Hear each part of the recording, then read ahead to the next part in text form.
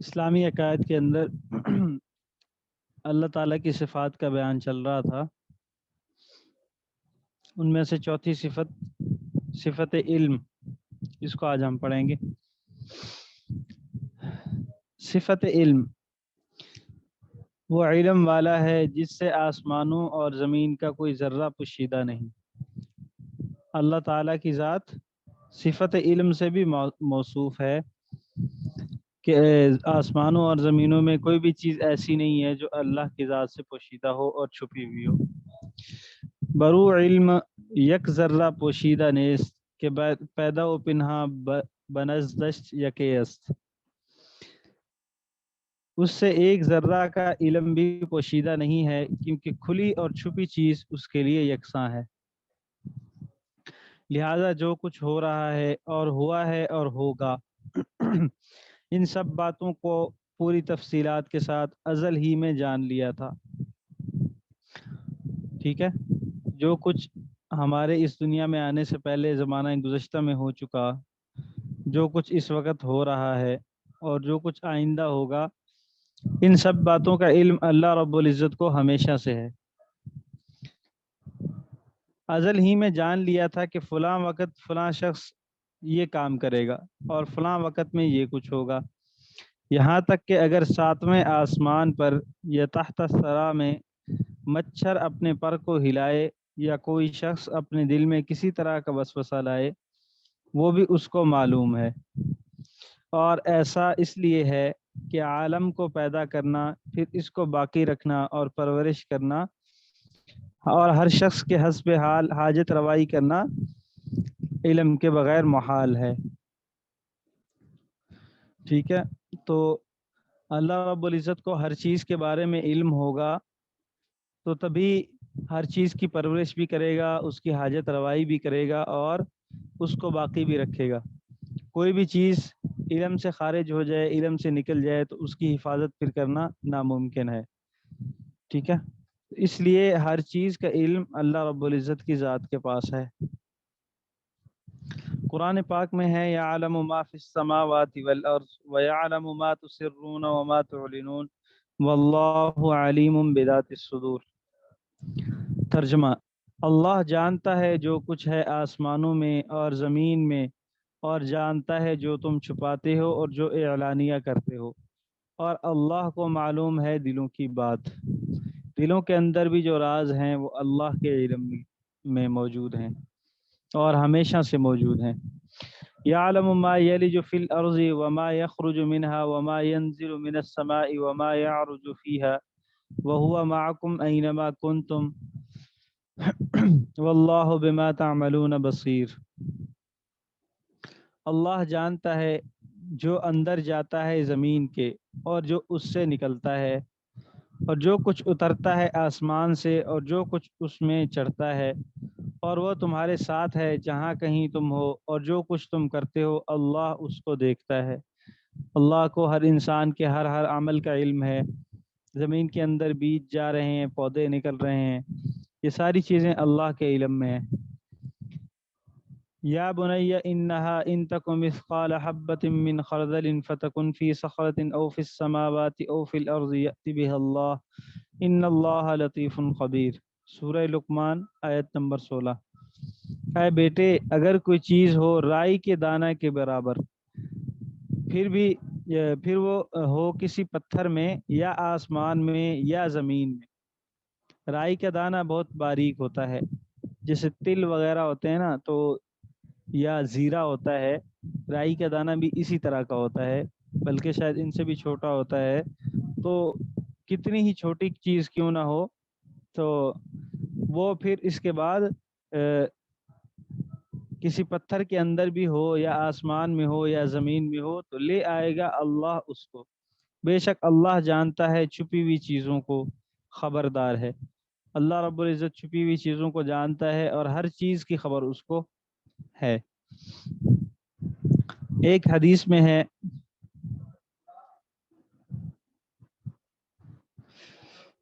یا من لا تراہ العیون ولا تخالطه الظنون ولا یصفه الواصفون ولا تغيره الحوادث ولا يخشى الدوائر يعلم مثاقيل الجبال ومكائل البحار وعدد قطر الأمطار وعدد ورق الأشجار وعدد ما أظلم عليه الليل وأشرق عليه النهار ولا تواري منه سماء سماء ولا أرض أرضا ولا بحر ما في قعره ولا جبل ما في وعره۔ اے وہ پاک ذات، یہ ایک دعا ہے جس میں اللہ کی حمد و ثنا بیان کی گئی حدیث پاک میں کہ اے وہ پاک ذات جس کو نہ اس جہاں میں یہ آنکھیں دیکھ سکتی ہیں، نہ کسی کے خیال و گمان کی اس تک رسائی ہو سکتی ہے، اس لیے کہ انسان کا جو دماغ ہے، انسان کی عقل ہے، وہ محدود ہے، اور اللہ کی ذات لا محدود ہے، تو انسان کی جو عقل ہے وہ اللہ تک رسائی نہیں حاصل کر سکتی۔ نہ اوصاف بیان کرنے والے اس کے اوصاف بیان کر سکتے ہیں، نہ حوادث زمانہ اس پر اثر انداز ہو سکتے ہیں، نہ گردش روزگار کا اس کو کوئی اندیشہ ہے۔ جو پہاڑوں تک کے اوزان اور سمندروں تک کے پیمانے جانتا ہے، اور بارش کے قطروں کی تعداد اور درختوں کے پتوں تک کی گنتی کو جانتا ہے۔ پہاڑوں کے کتنے وزن ہیں، سمندروں کے اندر کتنا پانی ہے، بارش کے قطروں کی تعداد کیا ہے، درختوں پر کتنے پتے لگے ہوئے ہیں، یہ سب اللہ کو معلوم ہے۔ اور رات اپنی تاریکیوں میں جن چیزوں کو چھپا لیتی ہے اور دن جن چیزوں کو روشن کرتا ہے ان کی تعداد بھی جانتا ہے۔ نہ ایک آسمان دوسرے آسمان کو اس سے چھپا سکتا ہے، اور نہ ایک زمین دوسری زمین کو اس سے چھپا سکتی ہے، اور نہ کوئی سمندر ان چیزوں کو جو اس کی تہ میں ہیں اس سے چھپا سکتا ہے، اور نہ کوئی پہاڑ ان چیزوں کو جو اس کے غاروں میں ہے اس سے چھپا سکتے ہیں۔ پہاڑوں کی غاروں میں کوئی چیز ہے، سمندروں کی تہ میں ہے، وہ سب اللہ کے علم میں ہے۔ پھر اللہ تعالیٰ کا علم صرف ممکنات کا ہی نہیں ہے، بلکہ ان چیزوں کا بھی ہے جو اپنی ذات کے اعتبار سے واجب یا محال ہیں۔ قرآن پاک میں واللہ بکل شیء علیم، یعنی اللہ تعالیٰ ہر شے سے باخبر ہے، یعنی ایسی چیزیں جن کا ہونا ضروری ہے یا جن کا ہونا ناممکن ہے ان کا بھی اللہ کو علم ہے۔ نمبر 5، صفت ارادہ و مشیت، یعنی اللہ تعالیٰ کو صفت ارادہ حاصل ہے کہ جس سے موجود یا معدوم کرنے میں کسی مقدور کو جس وقت چاہے اور جس طرح چاہے خاص کر لیتا ہے، لہٰذا جو بھی چیز ہوتی ہے اسی کے ارادے سے ہوتی ہے، اس نے ازل میں جو ارادہ کر لیا تھا اب اسی کے مطابق ہو رہا ہے۔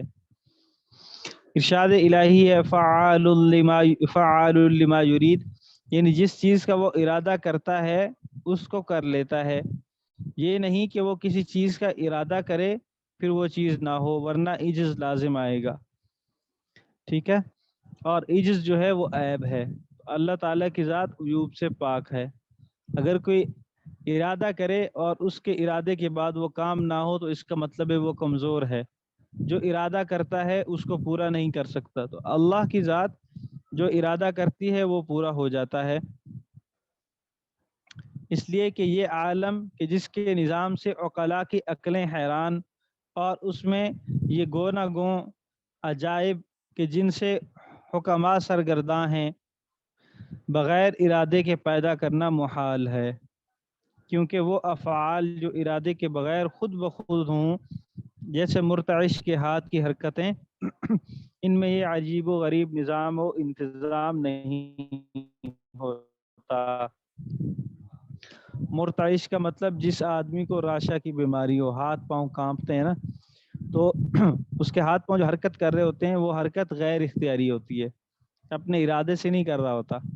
تو غیر اختیاری چیزوں میں اتنی خوبصورتی اور اتنی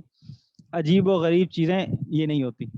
یہ اختیاری چیزوں میں ہوتی ہیں، تو اس کا مطلب ہے کہ اللہ کے ارادے سے یہ سب کچھ وجود میں آیا ہے۔ غرض عالم کی کوئی چیز اللہ کے ارادہ اور مشیت سے باہر نہیں ہے،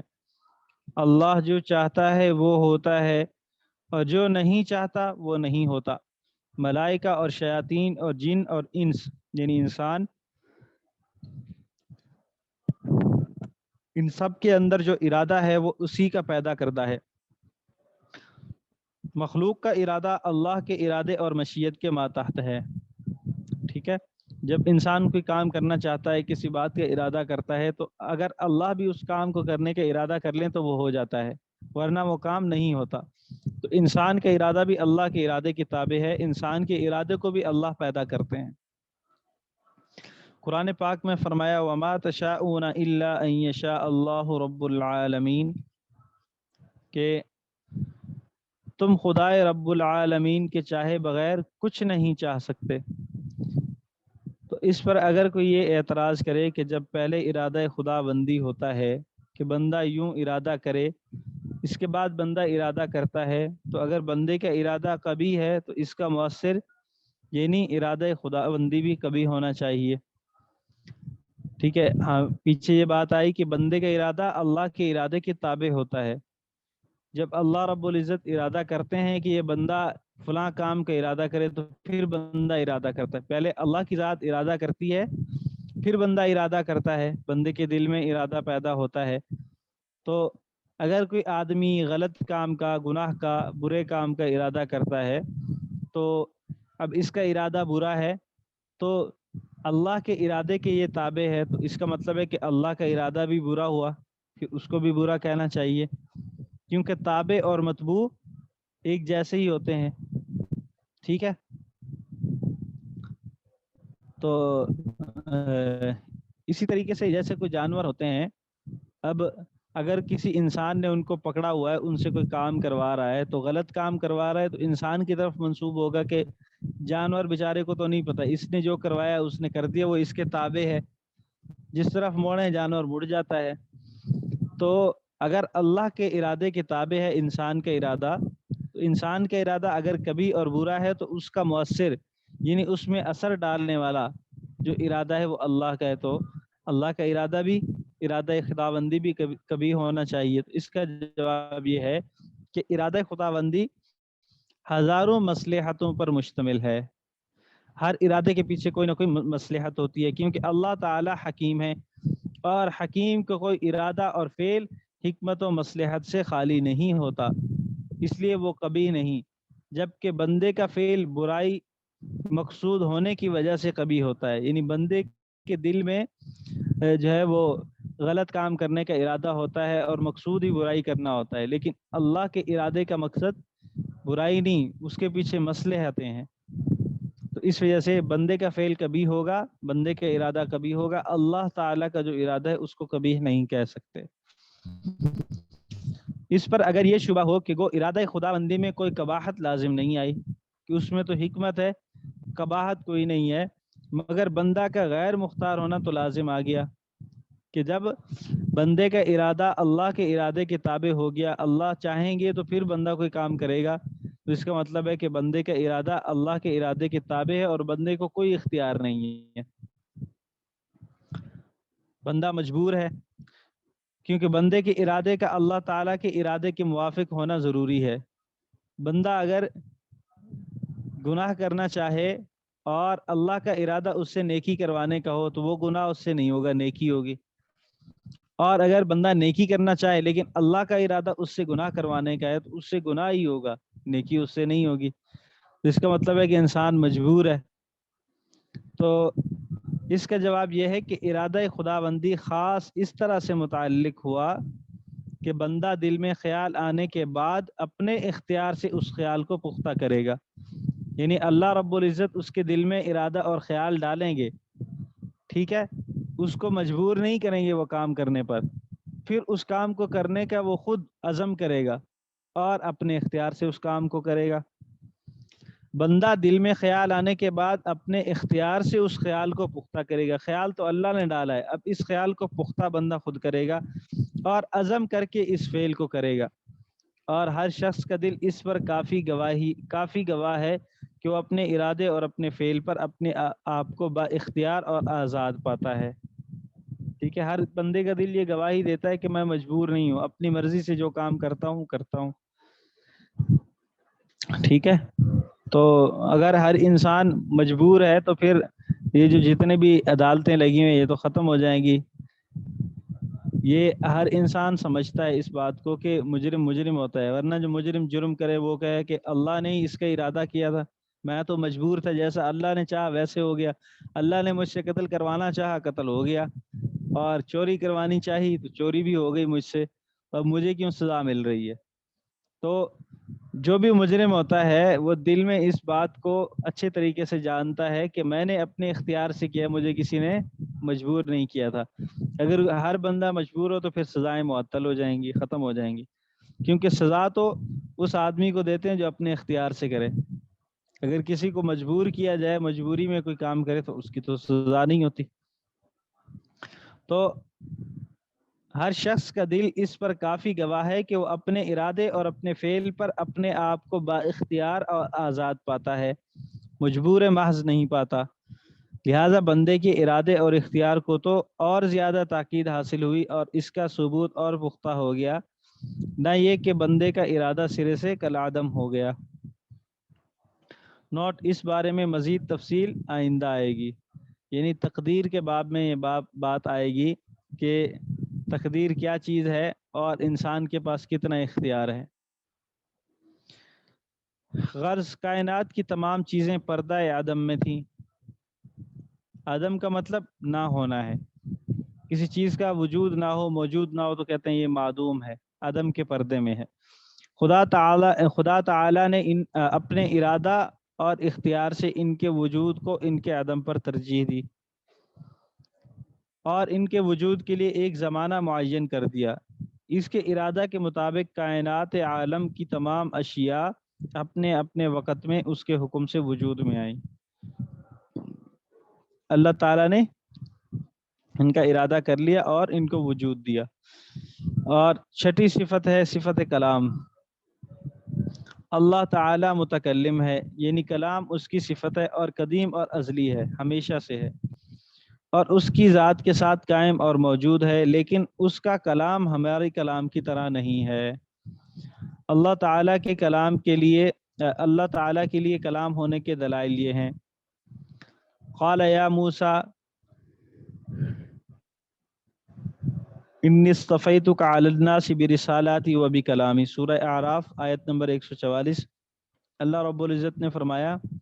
اے موسیٰ، میں نے پیغمبری اور اپنی ہم کلامی سے دوسرے لوگوں پر تم کو امتیاز دیا ہے۔ تو یہاں پر ہم کلامی کا ذکر ہے۔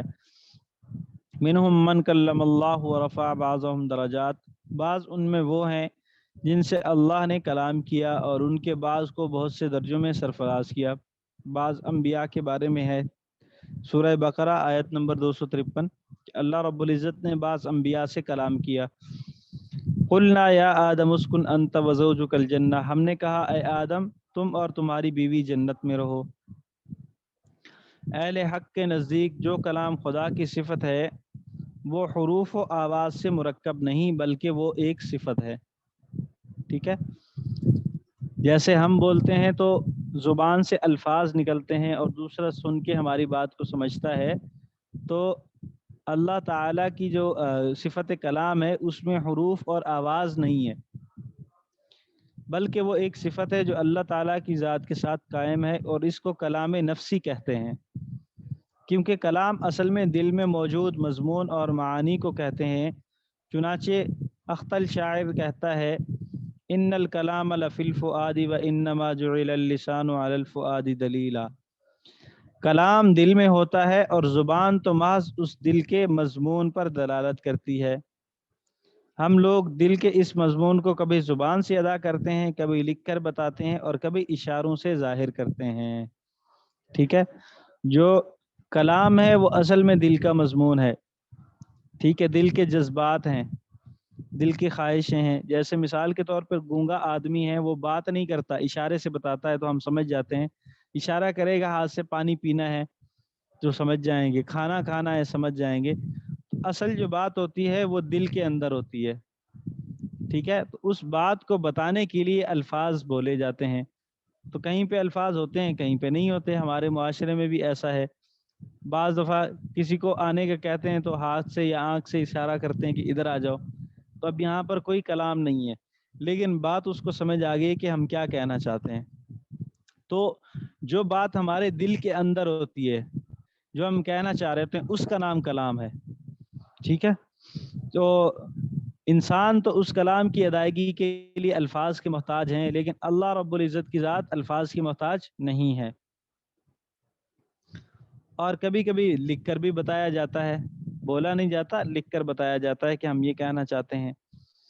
تو ہم کلام کی ادائیگی یعنی تکلم میں مخارج اور حروف اور صوت یعنی آواز کے محتاج ہیں، لیکن اللہ تعالیٰ اس سے منزہ ہیں،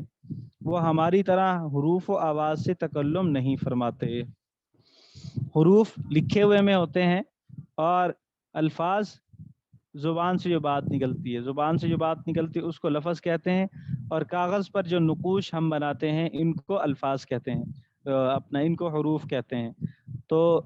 اللہ تعالیٰ کے کلام میں نہ تو حروف ہوتے ہیں نہ الفاظ ہوتے ہیں، جنہیں نہ لکھا ہوتا ہے اور نہ زبان سے بولا جاتا ہے۔ اللہ تعالیٰ جب کسی سے کلام فرماتے ہیں، مثلا جیسے حضرت موسیٰ علیہ السلام سے کلام فرمایا کہ اخلعنا علیک، اپنی جوتیاں اتار لیجئے، سورۃ طٰہٰ آیت نمبر 12۔ اور اللہ رب العزت نے دوسرے مقام پہ فرمایا وما تلک بیمینک یا موسیٰ، اے موسیٰ آپ کے داہنے ہاتھ میں کیا ہے؟ تو یہاں چند باتیں قابل لحاظ ہیں۔ سب سے پہلی بات،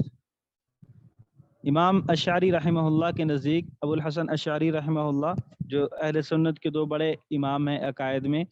امام ابو منصور ماتریدی اور امام ابو الحسن اشعری جن کا شروع میں ذکر آیا تھا، ان میں سے امام اشعری رحمہ اللہ کے نزدیک اللہ تعالیٰ کا کلام نفسی ہی قابل سماع ہے،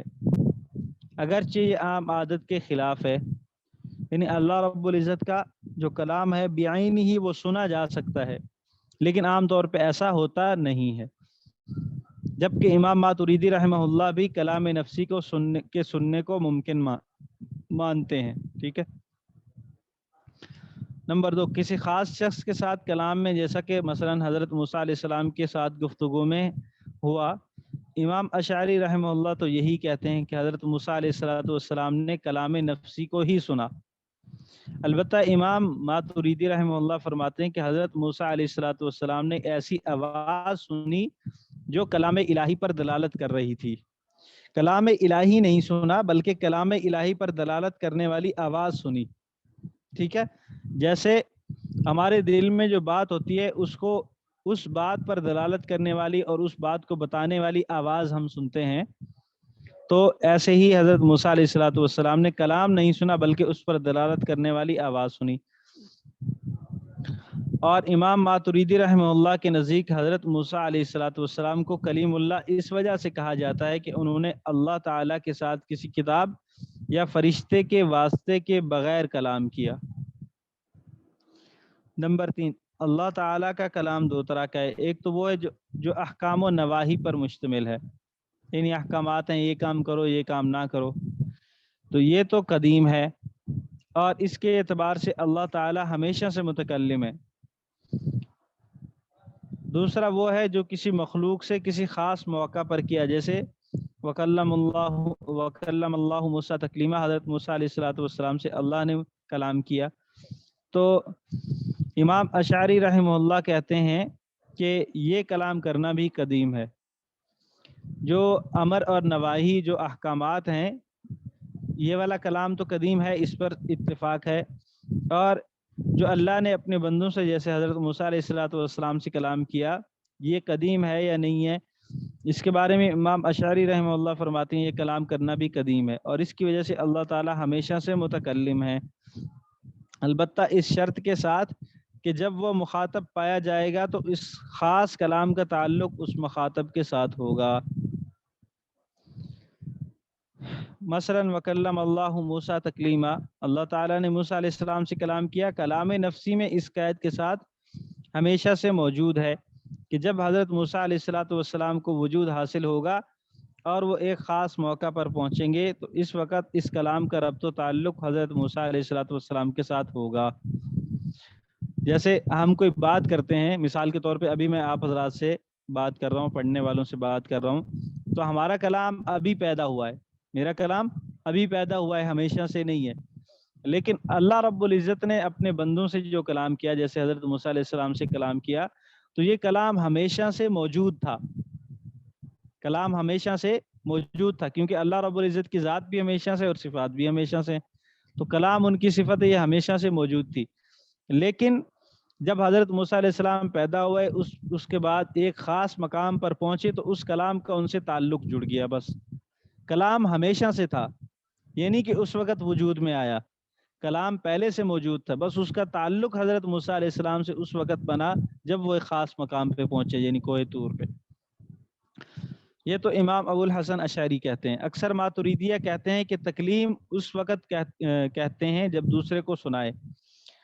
لہٰذا اللہ تعالیٰ کو ہمیشہ سے مکلم نہیں کہا جائے گا، بلکہ صرف اسی وقت کہا جائے گا جب مخاطب کو وہ کلام سنایا جائے۔ تو اللہ رب العزت متکلم ہمیشہ سے، متکلم کہتے ہیں کلام کرنے کو، اور مکلم کہتے ہیں کلام سنانے والے کو۔ تو اللہ رب العزت متکلم تو ہمیشہ سے ہیں، لیکن مکلم اس وقت کہیں گے جب اللہ رب العزت نے حضرت موسیٰ علیہ السلام کو کلام سنایا، ٹھیک ہے۔ تکلیم اس وقت کہتے ہیں جب دوسرے کو سنائے، اللہ تعالیٰ کو ہمیشہ سے مکلم نہیں کہا جائے گا، متکلم ہمیشہ سے ہیں، مکلم ہمیشہ سے نہیں ہے، بلکہ صرف اسی وقت کہا جائے گا جب مخاطب کو وہ کلام سنایا جائے گا۔ چلیں جی، اب اس کے بارے میں کسی نے کچھ پوچھنا ہے تو پوچھ لیں۔